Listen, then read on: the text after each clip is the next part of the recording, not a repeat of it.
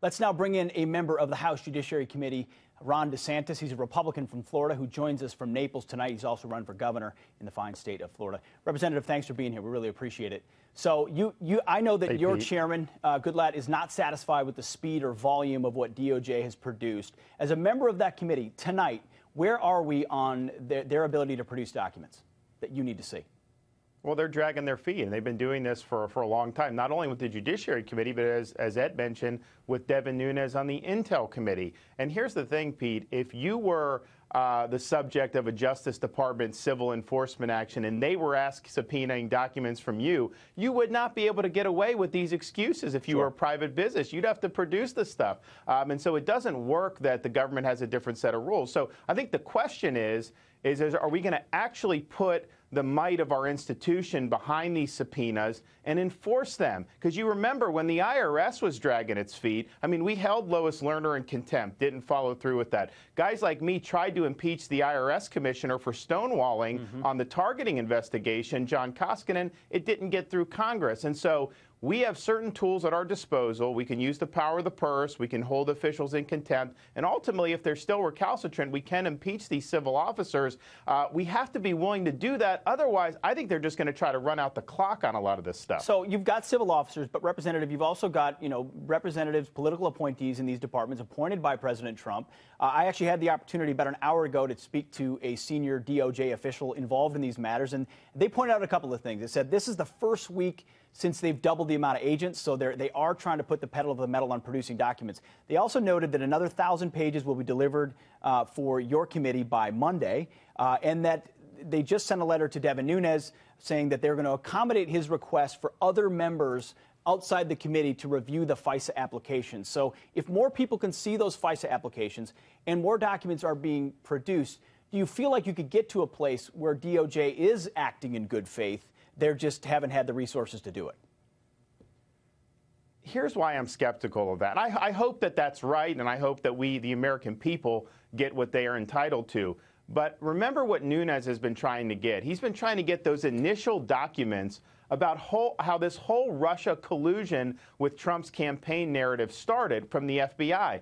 And they won't give that to him. That's not 1 million documents. I mean, that's something, there's probably one piece of paper that officially opened this investigation. He's been asking for that for months, and they will not produce it. So I hope they're turning over a new leaf, but I just got to say, the last 6 to 8 months has been one of continually frustrating Congress's prerogative to get these answers for the American people. To that point, take us under the hood a little bit, because it seems like we hear at the last minute from DOJ, we're not going to meet the deadline, right? Right, that day, that moment. Are you at least hearing days, weeks before, hey guys, this is not a deadline we're going to meet. We're working as hard as we can. We want to produce these documents. We're doing so. Is that communication happening, or is it truly mostly quiet, and then you find out, not going to happen yet, we need more time? I think it's mostly quiet. I mean, I think that there are instances where, say, a Nunes is engaged with Rosenstein or Wray, a Goodlatte can do that. But also it's important to point out, I mean, Sessions may be wanting to do the right thing. Some of these guys may be. The people who are actually on the ground there are part of the permanent bureaucracy. And they talked about that kind of cute exchange where they're like, oh, we're just going to redact this, almost joking about it. And that type of attitude, I think, makes it very difficult to get this stuff done in a timely fashion. So your concern is not the rank and file necessarily at the FBI or DOJ, or maybe not, the Attorney General or Wray or others who may be trying to. It's that middle layer that has the ability to slow walk it or to throw a wrench in the gears and stop the process. I mean, is this a deep state accusation, or is this a bureaucrat, or do you think there's something they're really hiding? Well, I just think at the end of the day, bureaucracies tend to protect themselves. That's just the instinct of it. You have a lot of people there who are dealing with this. They were not appointed by Donald Trump. I mean, they're kind of career folks. And so I think that's the instinct, to protect the agency, to withhold and not produce as much. And I'm not even saying it's for a nefarious reason, but I think that's the instinct that we see time and time again. And so, we've uncovered so much already with so many questions.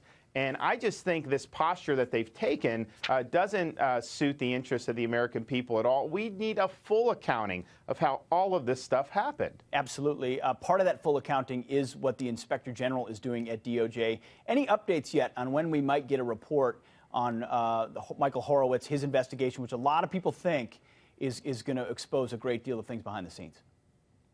Well, he started in January 2017. We thought by the end of the year. That didn't happen. Then we said, oh, February. That didn't happen.